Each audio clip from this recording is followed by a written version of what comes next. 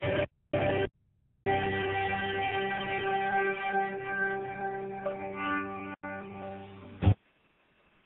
stand by. Good day, everyone. Welcome to this IRB and Regulatory Documentation Conference call. Today's call is being recorded. Please note that you may ask a question at any time by pressing the star key followed by the digit 1 on your touch-tone telephone. A voice prompt on your phone line will indicate when your line is open to ask a question. Again, to ask a question at any time during today's presentation, please press star 1. Now at the time, I turn the conference over to Amanda Moore. Please go ahead, ma'am. All right. Well, welcome, everyone. Very happy you can join us today. I am Amanda Moore with the Clinical Coordinating Center. Anthony Floyd from the Pacific Northwest Node, and I will be your presenters for today. As mentioned in the opening, questions and/or comments are very welcome. And Anthony and I encourage you to go ahead and press star 1 at any time to provide input or to ask questions.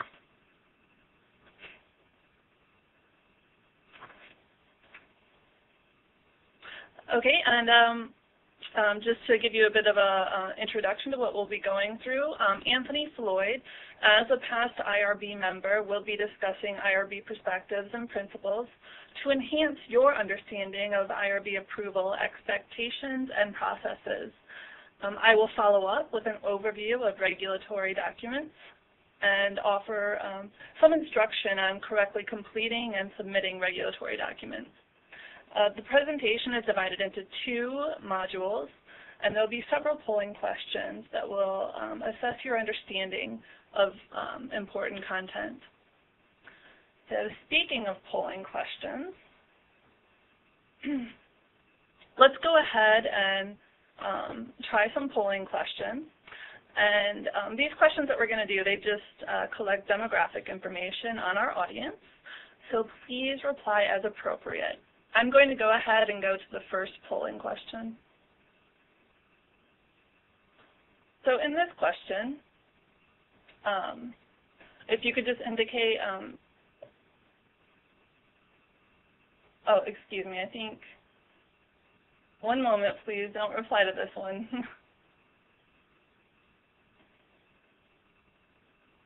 So there's a little forward shot on questions you'll be asked in the future. But okay, for the first introduction poll, if you could indicate your current position, please.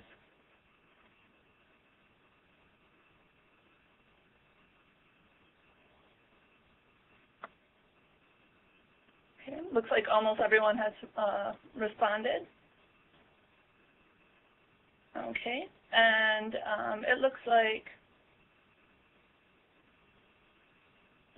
we have the bulk of our audience are working as research assistants in the CTN. Our next polling question deals with research experience. So if you could please indicate your level of experience working in clinical trials.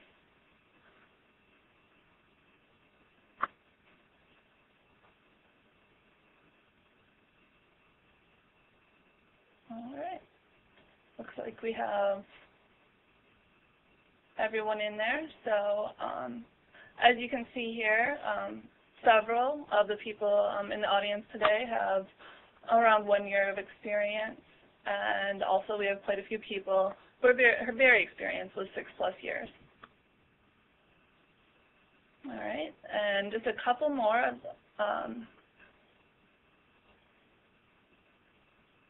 okay, the next polling question. What is your level of experience with IRBs?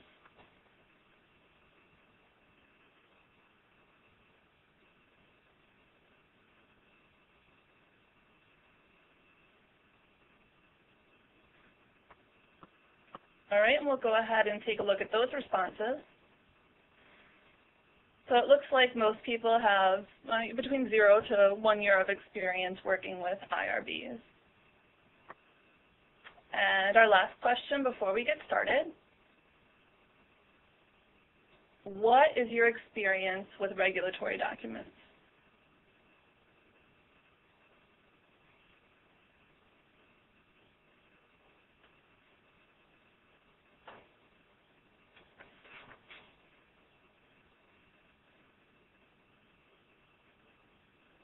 All right, we'll go ahead and look at those results. So as you can see, it looks like most of the audience has between 0 to 3 years of experience. So this is going to be the format for the polling questions throughout the training. So it just gives you a little taste of what you'll be seeing throughout. Now we'll go ahead and go back to the training slide. And we'll take a look at our training objectives. So this training is split into 2 lessons.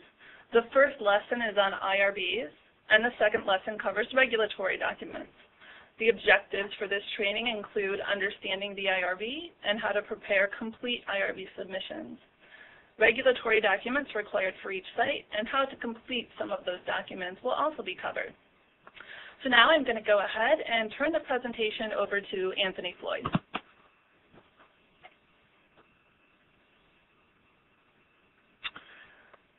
Thanks very much, Amanda. I appreciate the invitation from Emma to speak with you today, as this has been an area of interest for me for some time. I hope to share with you some information that I have from professionals that I've worked with over the past 7 years in the CTN, including, as Amanda mentioned, some time serving on an IRB committee here in Washington. So perception is an interesting thing. IRB members, as uncompensated volunteers, enter into their service with different motivations. In some cases, it's exposure to different research taking place across institutions and universities. In some cases, it's acting as a means of community service. And in some cases, it's at the, quote, suggestion of a university department head.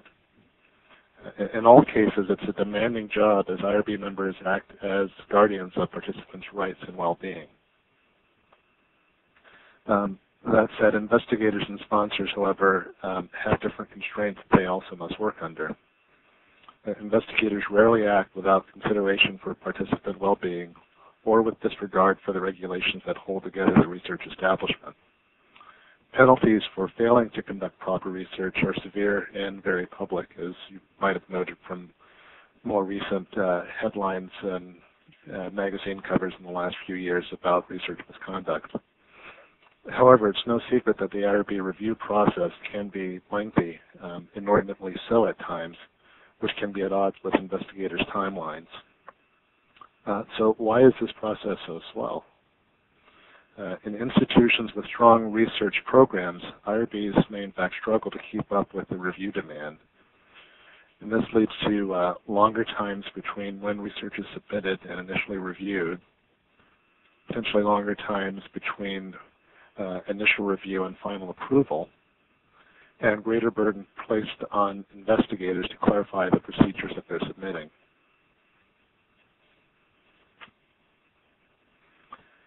Aside from the issue of demand for services, some IRB critics may point to issues with reviews being potentially overzealous. The quote listed here, taken from a piece from the New York Times, is focused on humanities and social science research, with the complaint that the review process is based on a medical model that does not apply for many kinds of research. Interestingly, the same complaint is often raised in behavioral search and addictions, despite the field routinely working with vulnerable or impaired populations. I would argue that despite the frustrating experience some investigators have, IRBs do a good job of keeping the system in balance and working as much as possible to keep the to meet the increasingly complex research demands. These demands in recent years include the implementation of HIPAA, the Health Insurance Portability and Accountability Act, which places greater scrutiny on the use of participant identifiers. Demands also include larger numbers of multi-site clinical trials and more studies involving the collection and storage of genetic samples from participants. With our goal today of demystifying the IRB process and finding ways to better work with IRBs, let's focus our attention first on what an IRB is and what an IRB does. We'll then talk about some ways to help with IRB submissions in the current regulatory environment. And as Amanda mentioned, if you have questions, please hit *1 at any time. So what's an IRB? An IRB is an administrative body that protects the rights and welfare of human subjects. Pretty straightforward. Each institution engaged in research involving human subjects must establish an IRB to review and approve its research, or connect with an institution that can review that information for them if they're of those much smaller size. IRBs are required by federal regulations, and IRBs themselves are given oversight by federal agencies, for example, the FDA and the Office of Human Research Protection. From your GCP training, you know that the review mechanism is in part a remedy for serious ethical violations from previous research and a means of safeguarding participants in future research. IRBs must also adhere to community standards of research, being made up of community members, scientists, and non-scientists within an institution.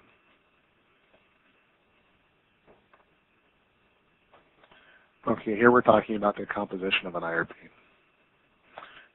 In addition to the criteria listed on the slide here, IRBs must have at least one member who is not affiliated with the institution and who is not part of the immediate family of the person affiliated with the institution. An IRB may also invite individuals with a specific expertise in special areas to assist in the review of complex issues. However, those invited specialists may not vote on the outcome of the research being reviewed at that time.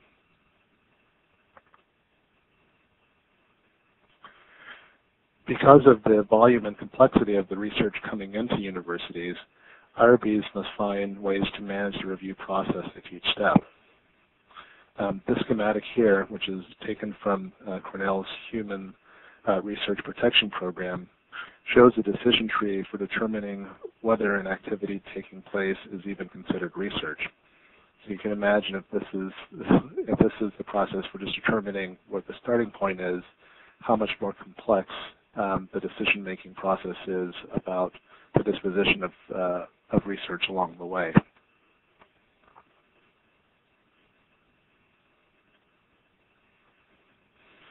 A variation in IRB oversight used in multi-site clinical trials is a central IRB. Instead of multiple local IRBs reviewing the same material, one IRB handles it all. The potential benefit is efficiency and potential time and cost savings. This also helps to ensure that the same procedures are implemented consistently across sites. A potential downside is that because there is no community standard for the review, because it only is taking place in one community where the central IRB is located, variations in procedures that might fit better for a particular site or region might not be allowed to occur. Also, in terms of efficiency, while there may be long-term gains later in the study, the initial review process may in fact be longer.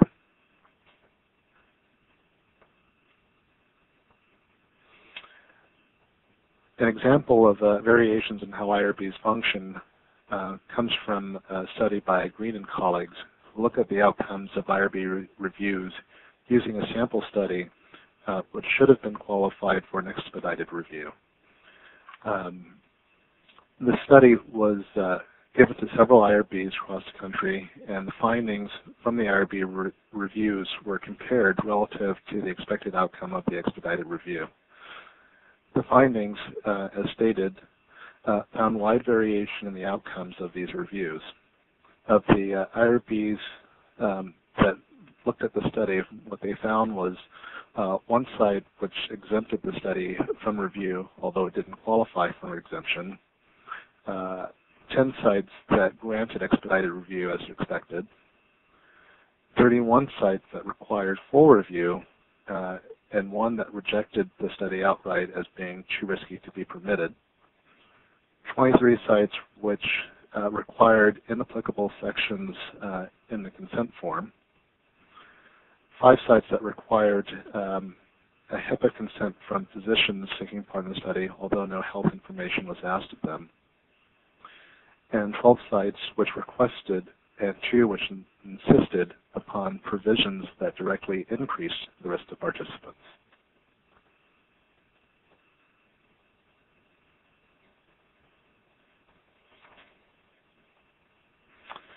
The researchers suggest alternatives to the current review scenario used in multi-site trials, including central review with an option locally to opt out of the central review.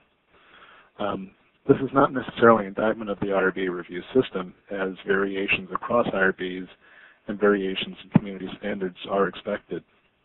But it does point to some of the pitfalls that are not too uncommon and have certainly occurred in past CTN trials. So again, if you have any questions this time, please go ahead and hit *1.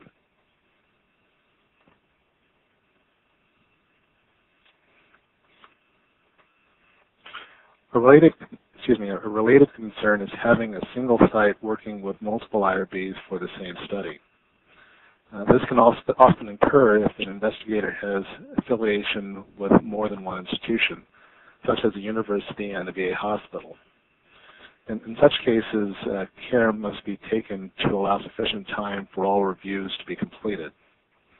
This is especially important if one institution meets less frequently than the other or has a higher review demand. This also places a burden on research staff maintaining regulatory documentation over and above what is required for routine compliance. In some cases, review reciprocity may exist between institutions, so it's worth starting conversations early to avoid complications later. And this leads me to an important aside about CTN research. Participating sites often delay their own IRB reviews until after lead nodes obtain IRB approval. Lead nodes must begin the review process early with these types of administrative steps in mind, so that participating sites have time to obtain their own approvals, avoiding delays that could affect the start of training or recruitment.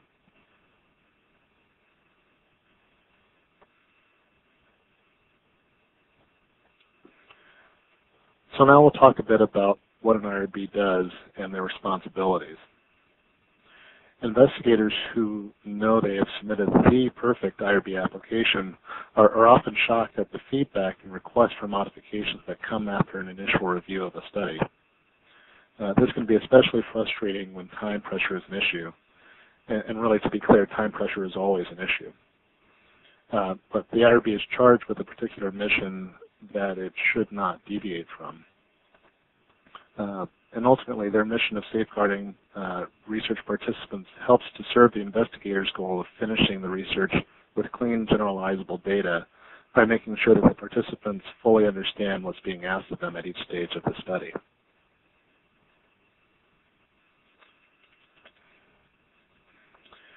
IRBs are responsible for a number of functions, and chief among them is risk management.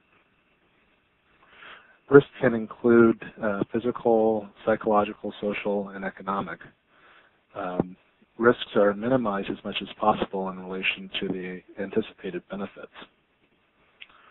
Review of research design includes step-by-step procedures, methods for collection, storage, and analysis of data. As I'll discuss later, an IRB's ability to evaluate a research design is not a given, but steps can be taken to make sure that reviews are conducted as soundly as possible.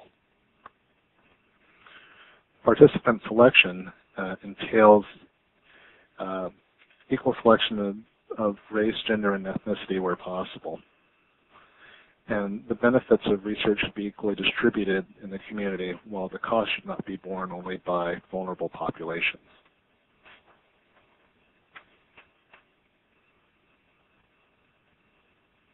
Further, review of informed consent process stands out as an imperative for IRBs and for investigators alike. And this goes especially in the case of minors and vulnerable populations.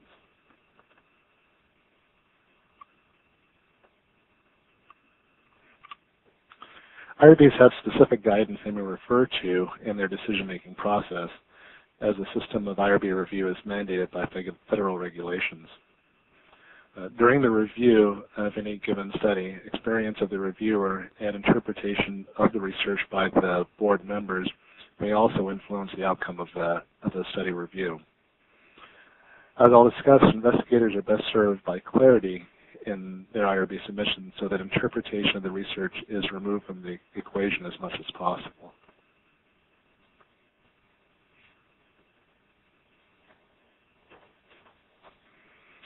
an IRB can take a number of actions with respect to the research submitted. For initial review, modification procedures or documentation is probably the most common. Continuing reviews, at least annually, are required to verify study progress and ongoing participant safety. As is seen on most oral consent forms, the IRB reserves the right to review study data, and participants may contact the IRB directly in the event of any questions or issues with the research.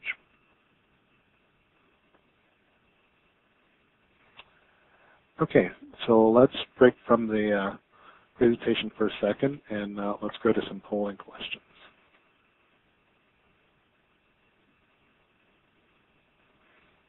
Okay, first up. The IRB's job is to make sure that all risks to study participants are eliminated. True or false?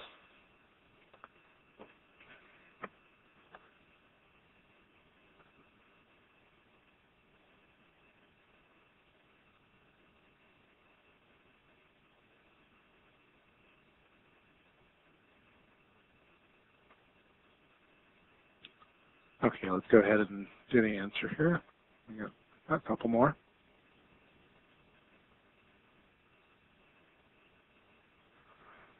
Okay, so it looks like most people got this right. The correct answer is false. In research studies, risks are minimized but not eliminated, and the IRB's job is to minimize those risks as much as possible relative to the benefits. Okay, next question. IRBs use the same guidance in reviewing research from one institution to another. True or false?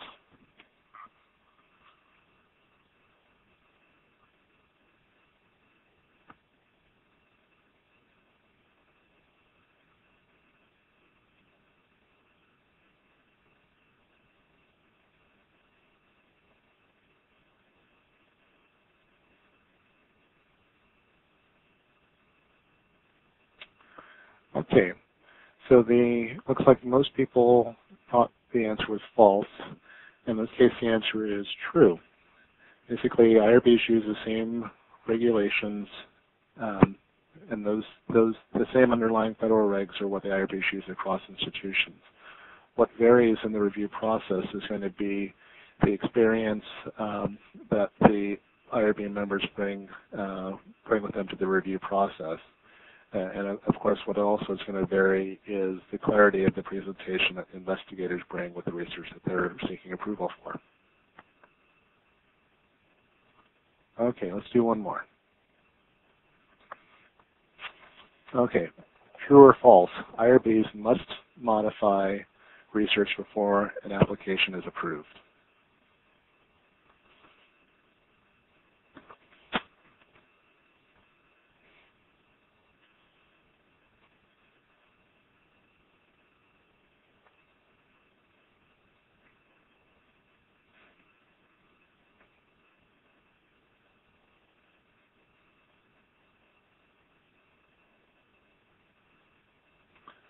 Okay, let's go ahead and bring this out. So it looks like just about everyone got this correct. The correct answer is false. Modifications are just one of many options that the IRBs have with the disposition of the research. Although anyone who's submitted research in the past knows that it's likely that modifications, big or small, will occur with the research submitted for initial review.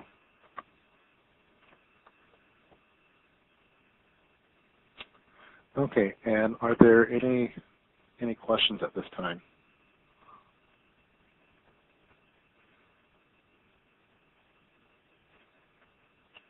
Okay, so let's go ahead and continue, and we should be on the slide with types of submissions. Okay, we're not quite there. Oh, sorry, and this is just the slide with the answer to the questions that we just went through. Okay, now we are at types of submissions.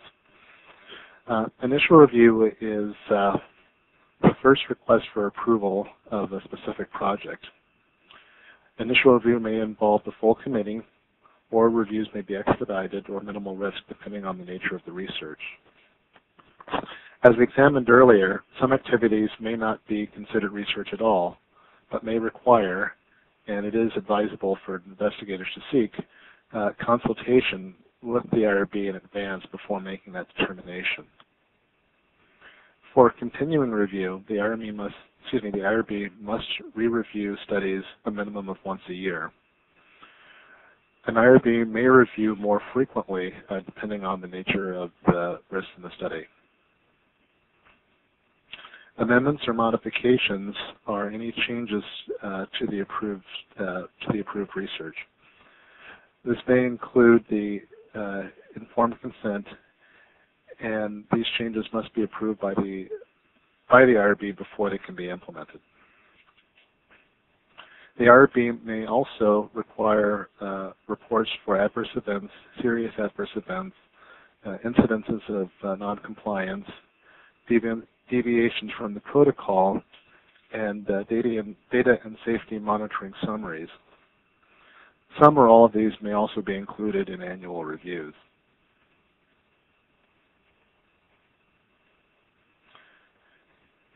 Investigators also have responsibilities in this process. Descriptions of the research should include any significant protocol changes as the research moves forward. Changes to consent documents, as with any other protocol document, should be submitted in advance to the IRB. The only exceptions are usually cases for procedures needed to be taken in order to prevent harm to the participant. In those cases, the IRB should be notified immediately following the event.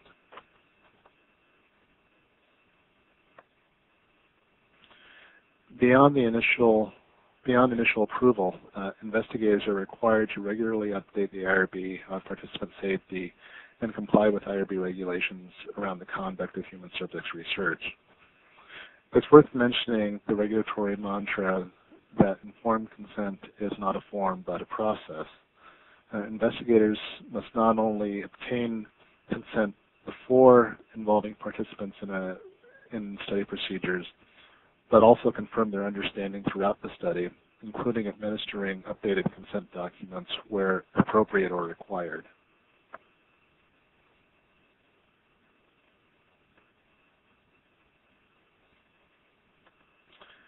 In the earlier example regarding the complaints of scrutiny over non-medical research, one argument concerned the level of review relative to the likelihood of harm to the participant.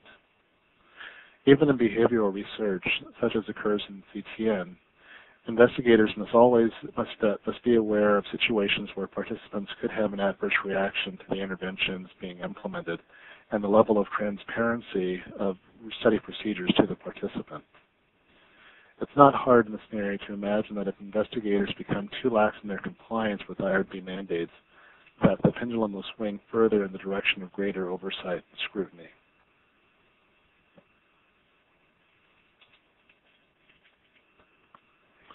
This final section is just a reminder of some of the realities investigators should consider when making IRB submissions. It's simply not reasonable to view IRBs as oracles or mind readers, or having such broad-based knowledge as to be able to address research from every field. The last bullet point on your slide is worth emphasizing, as investigators must realize that IRBs only have a short review period in which to get up to speed on an investigator's work. If investigators do not connect the dots for the IRB initially, they will almost certainly be asked to do so later. And pardon the interruption, sir, we do have a question. Great. Please go ahead. Hi, Anthony. This is Steve Sparenboard. Hi there. In medical research, we call an adverse event an adverse event, but what do we call something like that in social science research or in drug abuse where no medicines are involved and it's just behavioral therapy? Is adverse event the appropriate term to use, or is there something that's more descriptive? Currently, adverse event is still the term that's used across all kinds of research. Where it gets trickier is with behavioral research. the investigators have somewhat more leeway in defining per protocol procedures what they're defining as adverse events, aside from those things which are sort of more common, physical maladies. A lot of behavioral studies or combination behavioral and medical studies do still go ahead and take baseline information for pre-existing conditions, but the kinds of adverse events may vary. In some studies, for example, psychological stress might be an outcome if an intervention, for example, delves deeply into, for example, trauma or some other things that might be troubling for a participant. But for CTN research, we use the same terminology and require the same submissions to IRB as we would with medical research. Okay, thank you. You're welcome. There are no further questions. Great, thanks for your...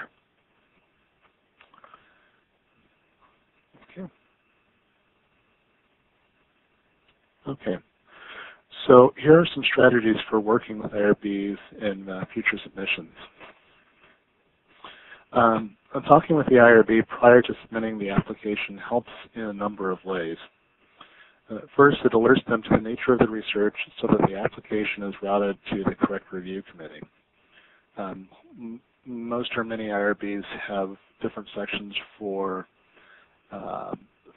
behavioral or medical research, minimal risk research, and sometimes the lines are a little bit blurred as to where it belongs. And so always giving them a heads up helps to make sure that there's not a delay right off the bat. Second, it gives the IRB an opportunity to find experts in that particular field, if necessary, to assist with initial review. Third, it gives the IRB an opportunity to alert the investigator about key pieces of documentation that will be needed at the time of the initial review. Inevitably, the IRB may have questions about your research despite best efforts, but by continuing to keep communication open, you better your chances of the IRB understanding your research.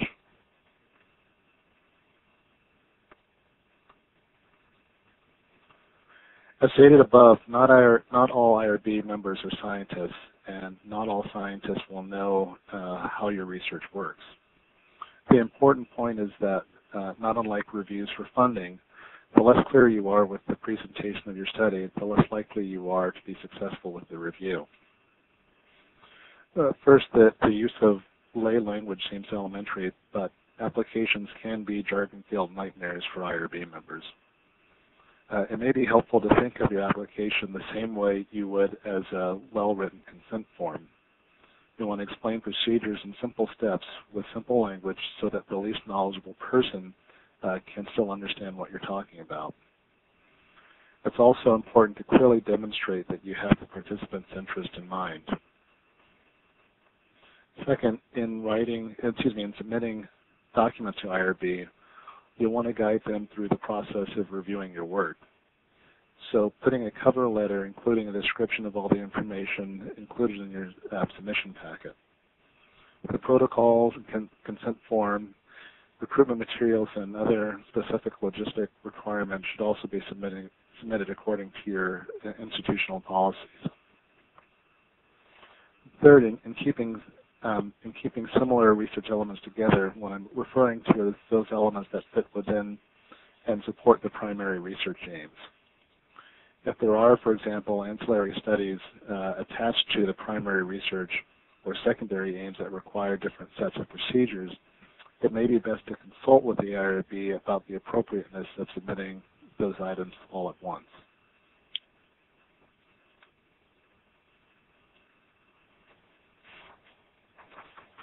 Finally, this is, again, a reminder for lead nodes that the hurdles of IRB review process are increased in multi-site clinical trials.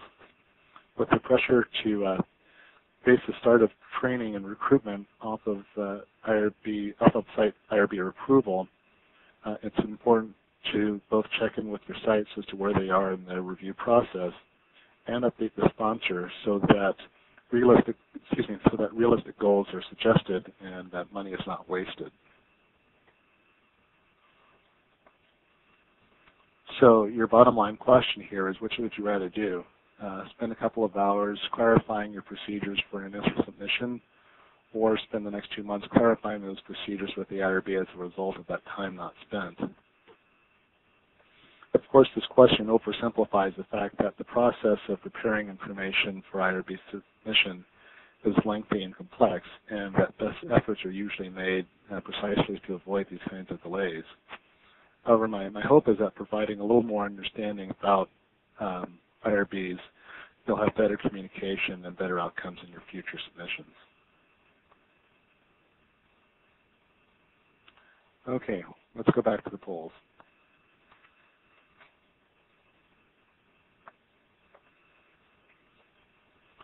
Okay, true or false, behavioral studies are reviewed less stringently by IRBs because they have less risks to participants.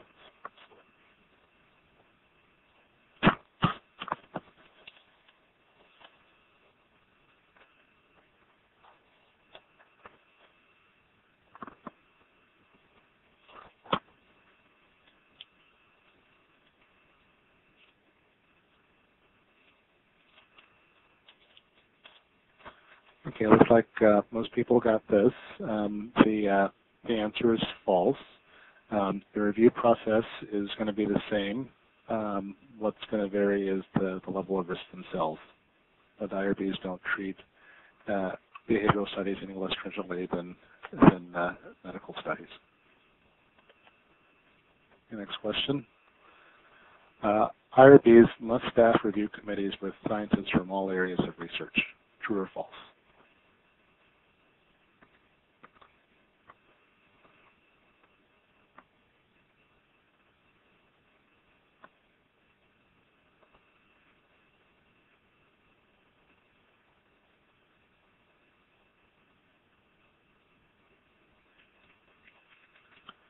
Okay, let's go ahead and do the answer. Looks like, again, most people got this. The answer is false. Unfortunately, it's not possible for an IRB to staff its committees with as many areas of science as there are out there.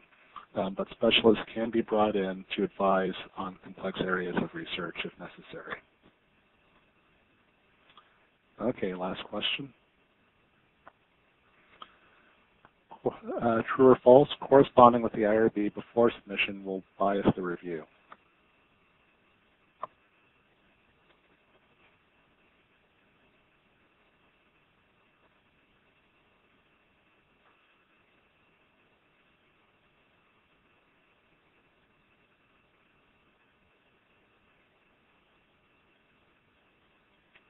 All right, excellent. Everyone got this one. The answer is false. Our hope is that from this presentation you'll realize that correspondence helps take the interpretation out of the review process and is encouraged so that the IRB does have a clear understanding of the investigator's intent.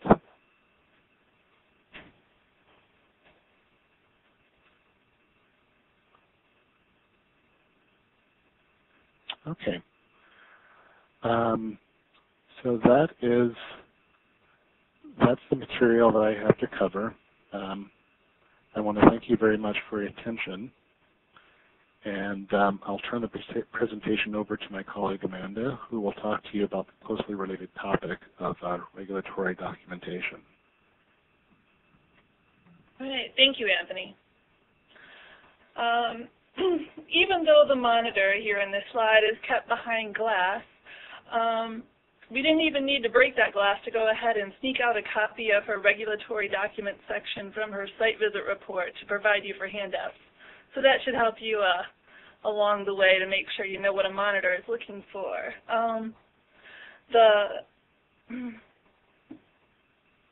regulatory doc template from the report is included in the handouts that you'll have from this presentation. All right, well, let's go ahead and get started.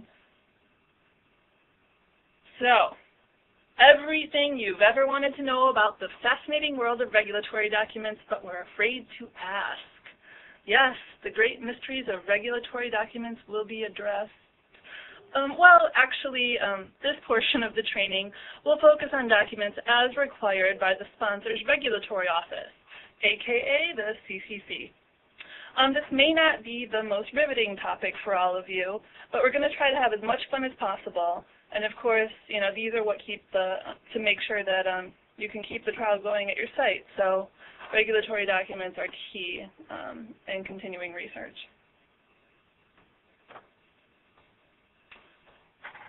So there are two places where regulatory documents are required to be.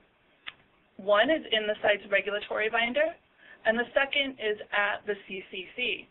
And also, in case anybody isn't making the connection, CCC is Clinical Coordinating Center.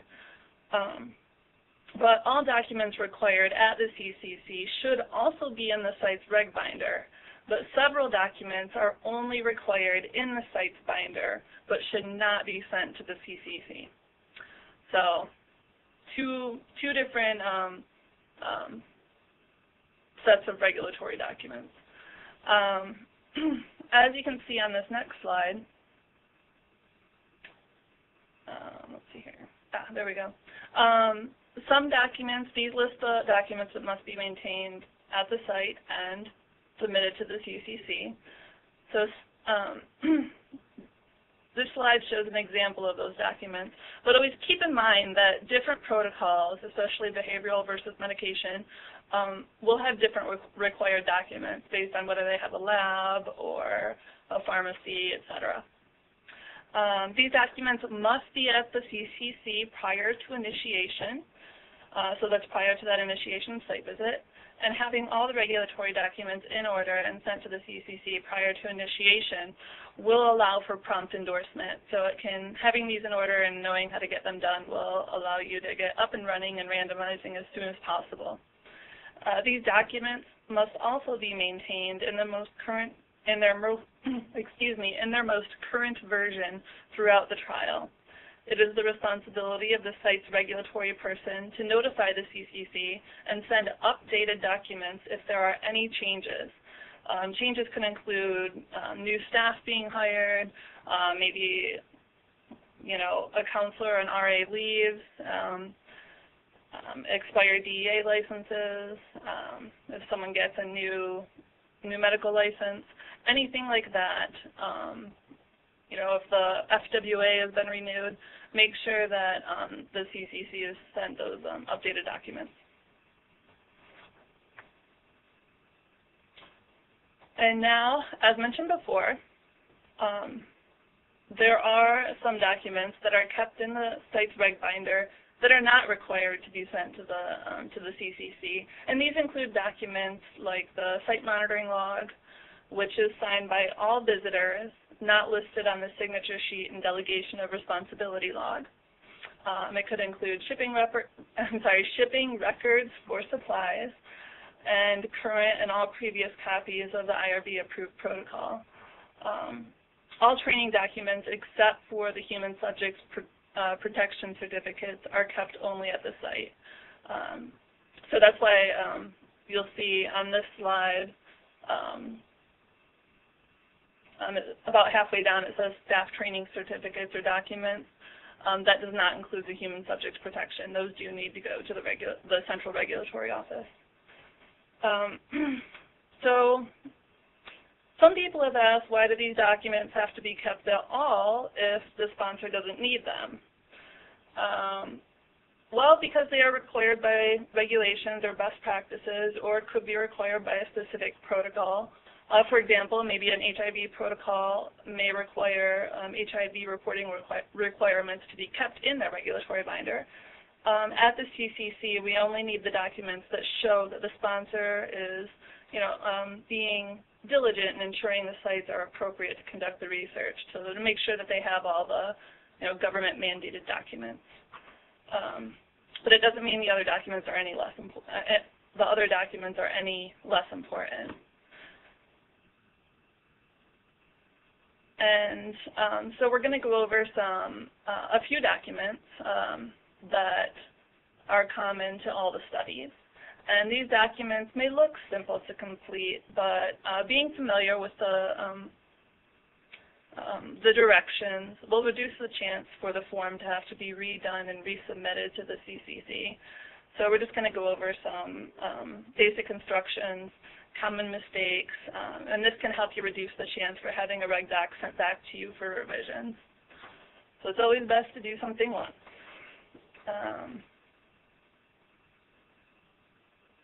Okay, and I just want to remind you, as I go through this, just push *1 at any time if you do have a question. So the first document, specific document that we're going to take a look at is the Investigator Agreement. The Investigator Agreement was created for behavioral studies that did not require the 1572 form. It is modeled after a 1572, though.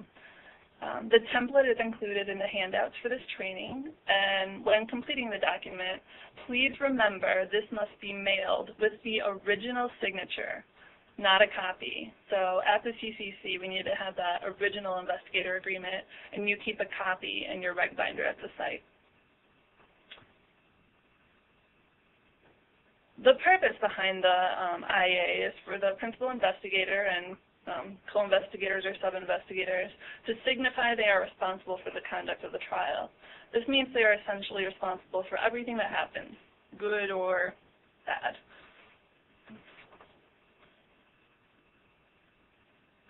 Okay, now we're going to go ahead and take a look at an IA. Go ahead and pull that up. So we're just going to look at some common errors that happen when people complete the Investigator Agreement. As you can see up here in the highlighted portion in box 1, that is where, that should be the PI at the site. Their name should go right up there in box 1. So that would just be typed in there.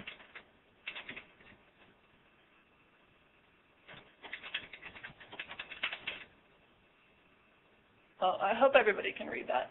So their name and their address goes in box 1.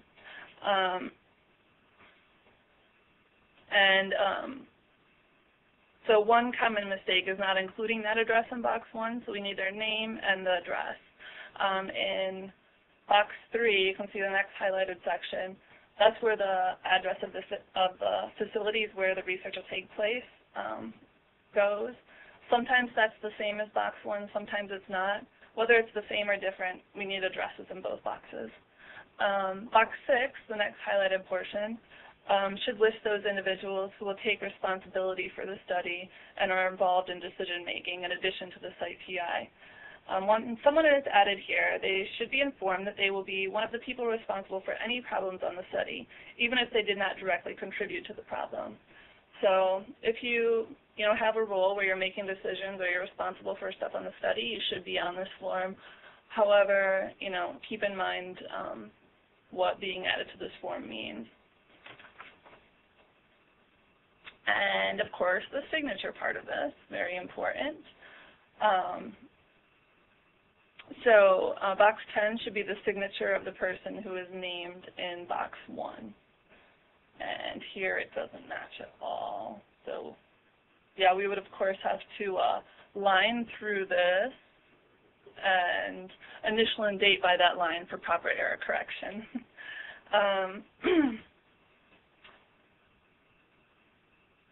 And then also I've included slides that go over some instructions on what goes in each of those boxes. One thing I wanted to point out, though, we have recently completed a new version of the Investigator Agreement. So these instructions right here, box 1 is the same for both versions.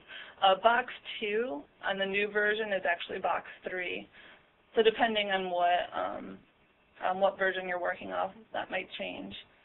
And box 4 is actually box 6 on the new version, and box 7 is actually box 10. But still the same rules still apply, just different numbers. And so those are the basic instructions for the Investigator Agreement. Of course, you can refer to these slides, and you can always ask anybody at the CCC or your monitor if you have any questions on completing that. And now we're going to move on to the next specific form that we're going to talk about, and that is the financial disclosure form. The financial disclosure form, which is also in the handouts from this presentation, is needed to make sure the investigators listed on the IA do not have any conflicting interests that could potentially bias the study results. So they're going to go ahead and anybody who's listed on the investigator agreement will fill out this form. The highlighted portion up top, that is the principal investigator who is listed in box 1 of the investigator agreement. So that is the same for all the financial disclosure forms.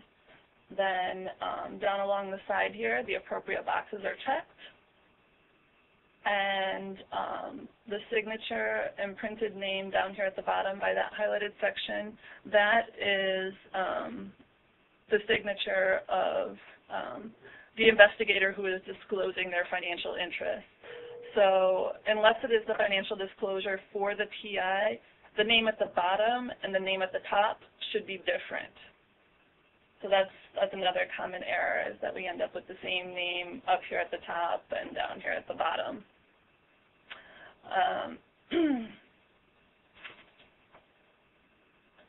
All right, moving on to the next document, the protocol signature page. Another very important document, with its purpose being for the to signify that the investigators who are listed on the IA will conduct the study per the written protocol. The primary error on this form is not getting signatures from everyone listed on the IA.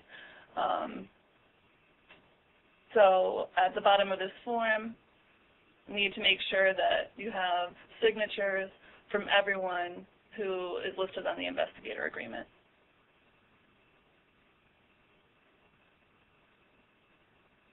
All right, CV is another document that we collect for all studies. The CV of each investigator listed on the IA shows that the investigator has the credentials to be in charge of the study or to be taking responsibility for the study. Keep in mind that the investigator's signature and date needs to be on the CV and that it is required to be updated every 2 years. So unlike a lot of things where it's, every year we need to get new ones, this one is every 2 years. And before you send it, make sure it's a full signature and that the date is legible.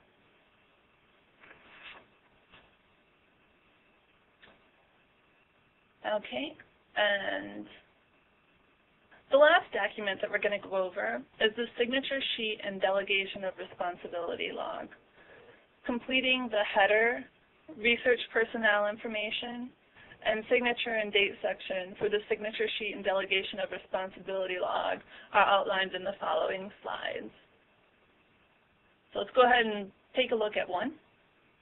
So here it is, with lots of important areas highlighted.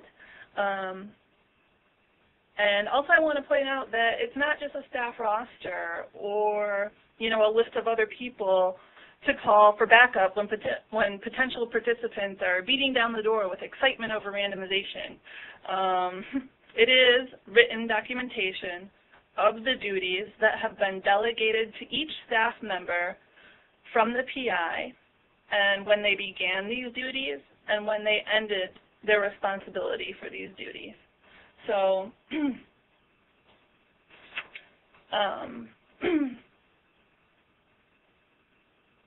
it's over the next few slides. What I'm going to talk about is the header section, which is up here, and the section with research personnel's information, which is this whole section down here, and then 2 different places where the protocol PI signs and dates, which are down at the bottom. So the study start date is the date of endorsement. This means once the site is endorsed, the updated sheet should be sent to the CCC, since the site will not have this date when the form is initially required. So before a study is started, this form is sent with all the rest of the regulatory documents required to be kept at the CCC. But then once you have your endorsement date, once you get that endorsement form from NIDA, then you'll update that date and send the new version for the central regulatory files. The protocol PI is the person on record with the local IRB. This may not be the site PI, depending on the local IRB's requirements for who can be on the IRB submission. But this person should be on the IA. So if for some reason the person who's on record with the local IRB is not the site PI, then they should be on the investigator agreement as a sub-investigator or co-investigator.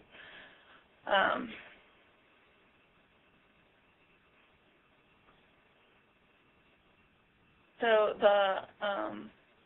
another common mistake, which it seems maybe kind of simple to be explaining this, but it happens. So I want to point out that at the top of the signature sheet, you will see page blank of blank.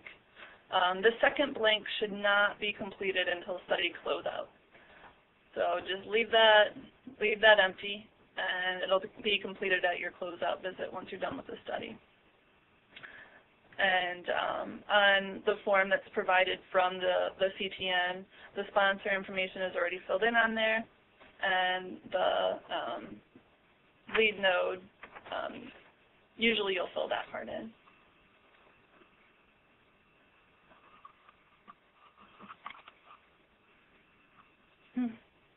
So the staff listed on the signature sheet should be those who will be involved with conducting the study. Not everyone at the clinic and not anyone who doesn't have direct involvement with the participants, reg docs, or data should be on there. But anybody who is involved with participants, regulatory documents, data, anything related to the study should be on this signature sheet. The staff person's printed name should appear on the top line with their signature below. And the staff ID numbers are all assigned by DCRI. So if you're entering a new staff person on there and you don't have their staff ID, you can call the DCRI help desk, and they can let you know what that is.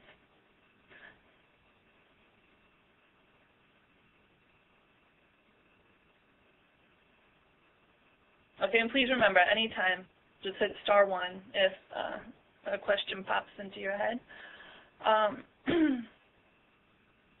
So dates for study involvement can be trickier than they appear. For example, what would you do if a staff member is not leaving the study entirely, but just changing their role on the study? Let's say the study coordinator is going part-time and will only be doing data entry. The end date for their participation as a coordinator should be completed, and a new entry with their new title and the date they started that activity should be added. So that will be added at the, wherever the end of the, current names are. And their original name and signature line should not be altered to reflect the change. So you wouldn't just line through where it says study coordinator, initial and date, and then write data entry.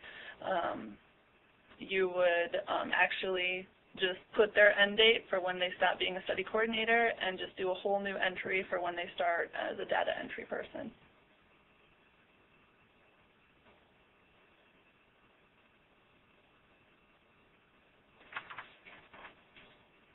All right, and then, of course, the protocol PI, who is the investigator on file with the local IRB, signs and dates the bottom left line of the signature sheet, but does not sign on the bottom right until the closeout visit. So there's two signature and date lines right next to each other. They only sign on the left, and they'll do the other one when they're during the closeout visit for the study. So those are the tips that I have for the signature sheet. The next thing we're going to go over is what monitors may be looking for.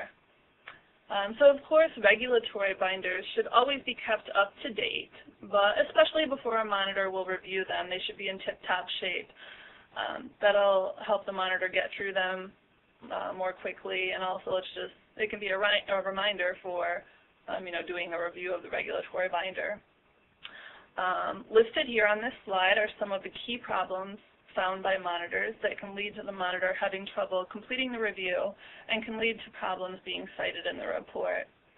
So, of course, they look at all the expiration dates, whether the FWA is current, and also something I wanted to point out about the FWA, sometimes it is renewed prior to its expiration date.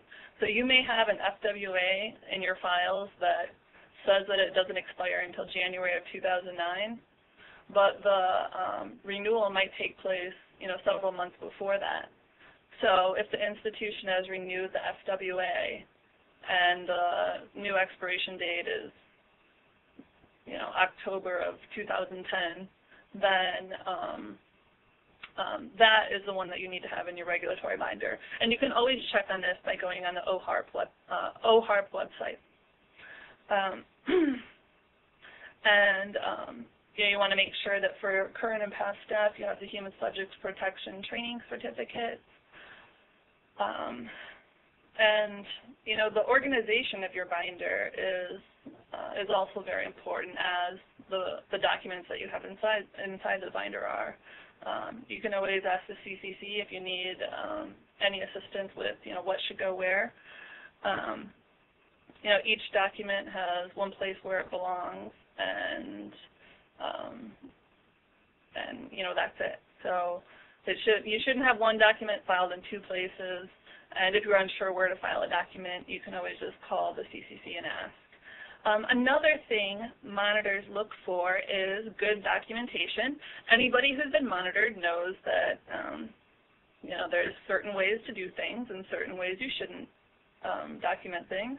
This means no whiteout, proper error correction with a single line signature and date. Initial and date. Legible handwriting, et cetera. All of those key components of good documentation need to be practiced on the regulatory documents as well as the case report forms or any other study documents. If good documentation practices are not followed, the forms will have to be redone, or other edits may need to be made. And nobody likes to have to redo something they just did. This could be especially important for some of those forms that require a lot of signatures. So just make sure, especially no whiteout. That's a real big one. And so now we're going to do some polling questions.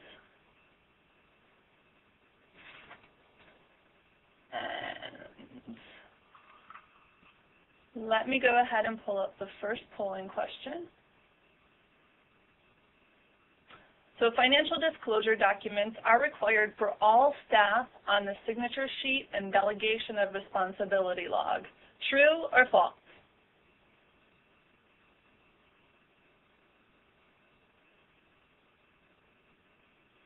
All right, looks like most people have their answers in.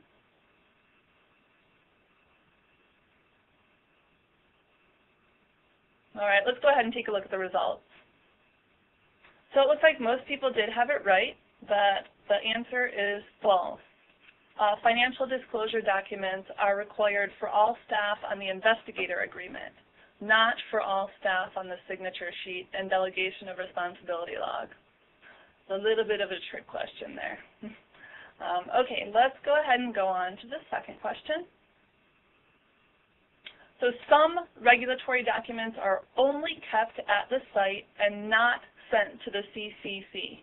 True or false?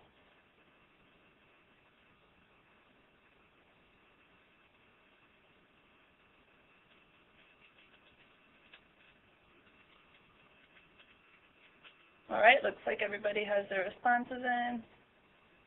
All right, so 91% of you will make me very happy if you send regulatory documents to me, because it sounds like you have it right, that some regulatory documents are only in your binder at the site. And you can always give us a call or refer to the slide at the beginning of Lesson 2 for this presentation to see which documents are required where. All right, so next question. All right, what will happen if you use whiteout on a regulatory document or if you do not follow any other document completion directions? The earth will stop spinning, the CTN will spontaneously combust, the CCC will correct it for you, or the document will be returned for resubmission.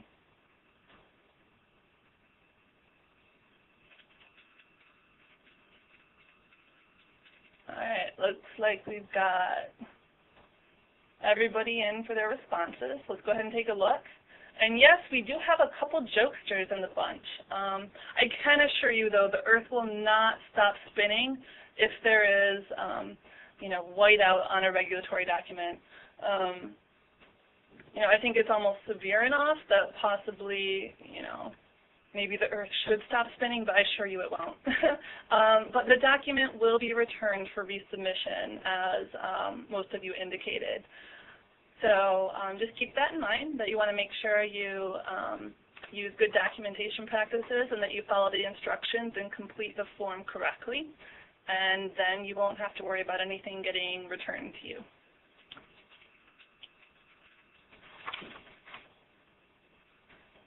All right, we're going to go ahead and go back to the slides.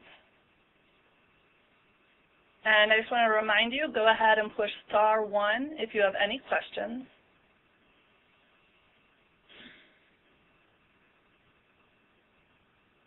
Okay, and then here's a slide that shows the questions and the answers that we just went over.